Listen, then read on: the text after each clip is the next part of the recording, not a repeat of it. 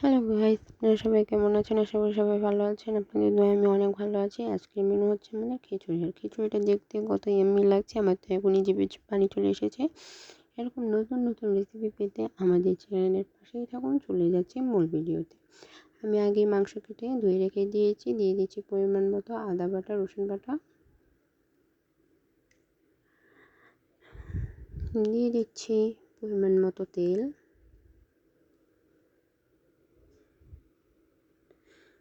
দিয়ে দিচ্ছি পরিমাণ মতো মশলা।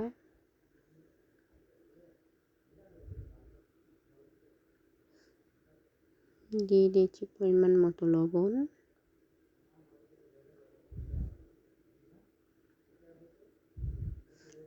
দিয়ে দিচ্ছি মুরগির মাংসের মশলা, রাঁধুনি মুরগির মাংসের মশলা। এটা দিলে খিচুড়ি খুব মজা হয়। দিয়ে দিচ্ছি গরম মশলা, তেজপাতা। দিয়ে দিচ্ছি পেঁয়াজ কুচি পরিমাণ মতো।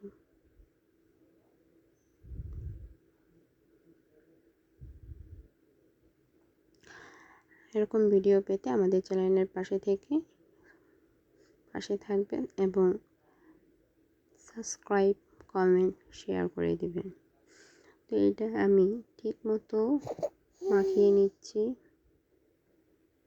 এখন আমি চুলায় বসিয়ে দিয়েছি, কারেন্টটা চলে গেছে, তার জন্য ভিডিওটা ভালো আসেনি। এতে বলক চলে আসছে।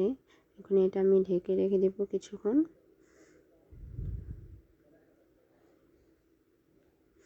এটা আমি ভালো করে কষিয়ে নেব মাংসটা আমার কষানো শেষ। এখন আমি এতে চাল আর ডাল আমি আগেই ধুয়ে রেখেছি, এটা আমি দিয়ে দিচ্ছি।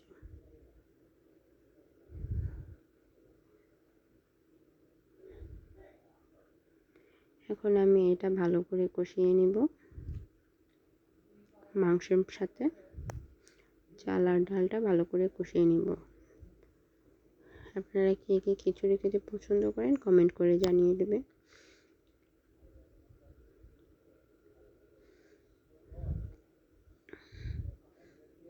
কষাচ্ছি, ভালো করে কষিয়ে নিতে হবে, না হলে খিচুড়িটা মজা হবে না। তো আমার কষানো শেষ, আমি পরিমাণ মতো পানি দিয়ে দিচ্ছি।